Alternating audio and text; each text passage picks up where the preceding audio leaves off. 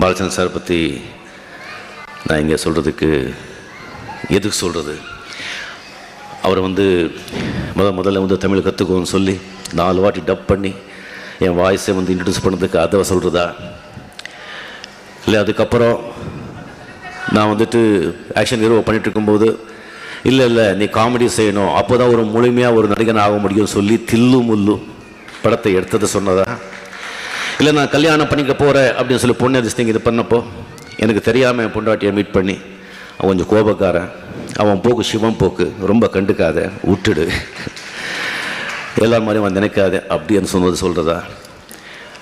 நான் 96 பிக்சர் முடிஞ்சுட்டே அந்த 100 பிக்சர் ராகவேந்திர படம் பண்ணணும் அப்படின்னு சொல்லும்போது யாரும் முன்னுக்கு வரல. அப்போ நான் எடுக்கிறேன்டான்னு சொல்லி அந்த ராகவேந்திர சுவாமி படம் 100வது படம் எடுத்தது அதை சொல்கிறதா. அதுக்கப்புறம் நான் ஜஸ்ட் என் வேலை பண்ணிட்டு போயிட்டு இருக்கும்போது அண்ணாமலை படம் கொண்டு வந்து ஸ்கிரிப்டை வச்சுட்டு உட்காருடா, முதல்ல இந்த சீன் டு சீன் உட்காரு, ஜஸ்ட் ஆக்ட் பண்ணிட்டு போகிறது கிடையாது, முதல்லேருந்து இது கடைசி வரைக்கும் நீ செய்யணும்னு சொல்லி என்னை அதுலேயும் ஈடுபடுத்துறது அதை சொல்கிறதா. அதுக்கப்புறம் எனக்கு பத்மபூஷன் அவார்டு வாங்கி கொடுத்து அவரே சொல்லி இதுக்கு கண்டாது, இது அப்படியே இருந்து சும்மா இருந்து இதை பற்றி பேசாதே அப்படின்னு சொல்லிட்டு அவரே டெல்லிக்கு எழுதிய பயோடேட்டா அனுப்பிச்சு அதுக்கு இங்கே ஸ்டேட் கவர்மெண்ட்டையும் ரெக்கமெண்ட் பண்ணி எனக்கு பத்மபூஷன் வாங்கி கொடுத்ததா அதை சொல்கிறதா. நான் எப்படி உங்களை கடமைப்பட்டிருக்கேங்க சொல்ல முடியல பாலச்சந்தர் சார். அவர் எப்படின்னு சொன்னால் பீஷ்மர் ப்ளஸ் துரோணாச்சாரியார் ரெண்டும் பாலச்சந்தர் சார். பீஷ்மர்னு நினைச்சதை சாதிப்பவர், துரோணாச்சாரியர்னா சின்ன ஒரு டேலண்ட் இருந்தால் போதும் அவன் அப்படியே இமயமலை ஆக்கிடுவார்.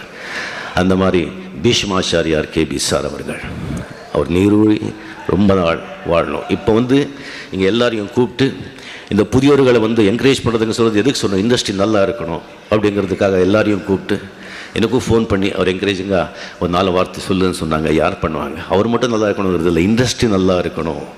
நிறைய ஆர்டிஸ்ட்டு நிறைய டைரக்டர்ஸுங்க வந்தால் நிறைய ப்ரொடியூசர்ஸ் வராங்க, நல்லா படங்க வருது அப்படிங்கிறது தான் அவருடைய நோக்கம்.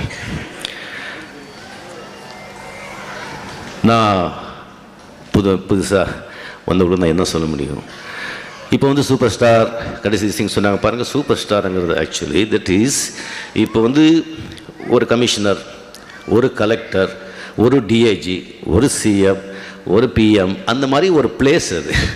அங்கே அந்தந்த காலகட்டத்தில் யார் யார் வர்றாங்களோ அவங்கவுங்க அந்தந்த காலகட்டத்தில் எடுத்துக்கிறாங்க. அவங்க போன பிறகு அந்த போஸ்ட்டாக போயிடும், அந்த ஆள் போயிடுவான், போஸ்ட் அப்படி தான் இருக்கும்.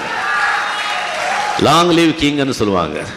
கிங் எப்போ சாவறானோ அவனுக்கு லாங் லீவ் கிங், இன்னொரு கிங் வருவான்.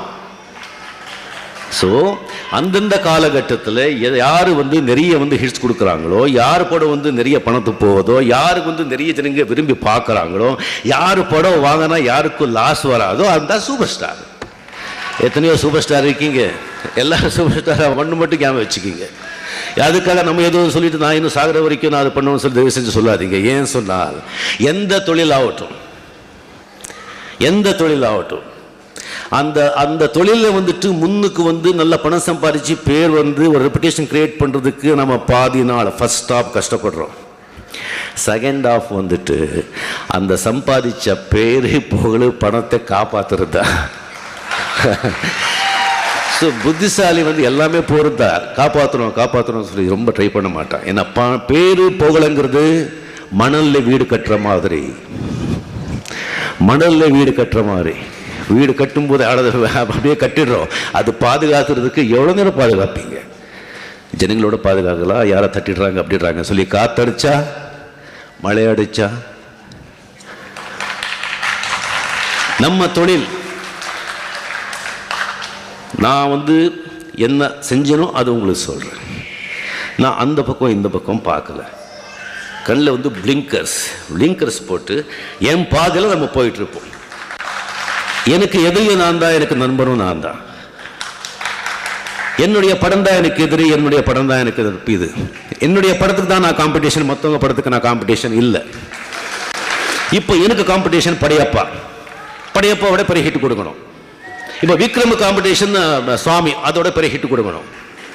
சூர்யா காம்படிஷன் காக்கா, அதோட பெரிய ஹிட் கொடுக்கணும்.